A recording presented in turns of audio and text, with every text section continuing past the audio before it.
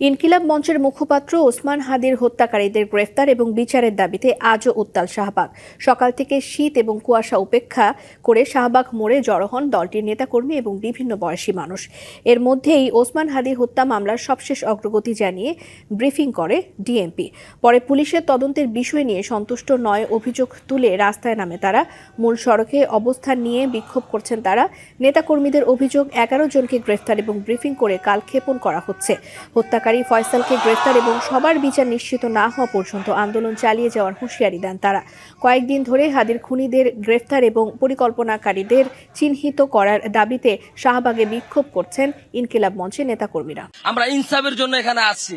ইনসাফটা হলো ভাইয়ের বিচার চাই, এটা হলো সবচেয়ে বড় ইনসাফ। প্রশাসনের গাফিলতি আছে দেখে হাদি ভাইয়ের খুনি আজকে ঢাকা থেকে বের হয়ে যেতে পারছে। যতদিন বিচার কার্য সম্পাদন না হবে ততদিন পর্যন্ত এই রাজপথে আমরা থাকবো। একদম সুস্পষ্ট দাবি, মূল যে গুলি করছে তাকে আগে গ্রেফতার করতে হবে এবং আমাদেরকে সামনে বলতে হবে যে আমরা গ্রেফতার করছি। ইনকিলাব মঞ্চের আহ্বায়ক ওসমান হাদি হত্যার বিচার দাবিতে শাহবাগে অবস্থান কর্মসূচি পালন করছে ইনকিলাব মঞ্চ। সেখান থেকে সরাসরি যুক্ত হচ্ছেন আমাদের সহকর্মী রেদওয়ানুল হক। সকাল থেকেই তো শাহবাগে ইনকিলাব মঞ্চের পক্ষ থেকে বিক্ষোভ হচ্ছে, কি কি কথা উঠে আসছে তাদের বক্তব্যে সবশেষ তথ্য জানবো সেখানকার। দেখছেন যে এখানে যে ইনকিলাব মঞ্চের আহ্বানে ইনকিলাব মঞ্চের আহ্বানে এখানে আন্দোলন চালিয়ে যাচ্ছে। এখানকার যে আন্দোলনকারীরা তারা যেমনটি বলছেন যে সরকারের পক্ষ থেকে যে ঘোষণাটি এসেছে যে হাদির হত্যাকারী যারা তাদেরকে যে গ্রেপ্তার এবং তাদের শাস্তির আওতায় আনার যে ঘোষণাটি সরকারের পক্ষ থেকে এসেছে সেই ঘোষণায় তারা সন্তুষ্ট হতে পারেননি এবং তারা পরবর্তীতে কি ধরনের কর্মসূচি নেবেন সে বিষয়ে তারা নতুন এবং ফিরে আসা গ্রাহকদের জন্য নগদে চলছে ক্যাশব্যাক সহ প্রতিদিন হাজারো উপহার জেতার সুযোগ। হবে আশা আর ফেরা সারপ্রাইজ সেরা। এখনো একটি সিদ্ধান্তের পর্যায়ে আছেন, তার আগ পর্যন্ত কিন্তু তারা এই শাহবাগের অবস্থান ধরে রেখেছেন এবং তারা এখানে বিক্ষোভ করছেন।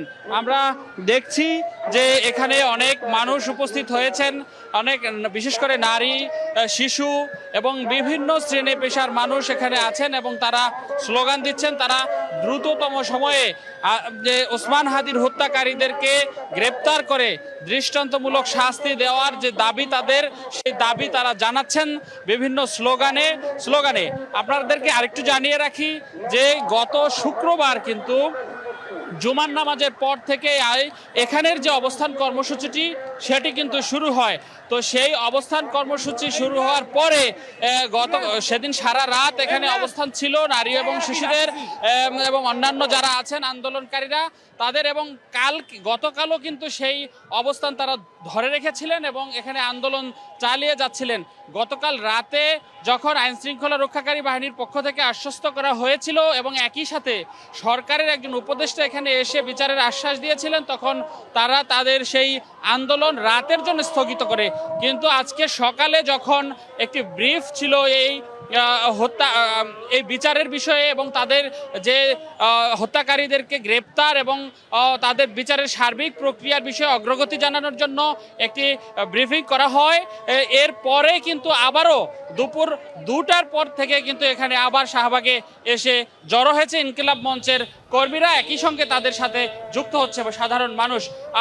এই ছিল শাহবাগ থেকে আমার কাছে থাকা সবশেষ খবর। রেদওয়ানুল, ধন্যবাদ আপনাকে।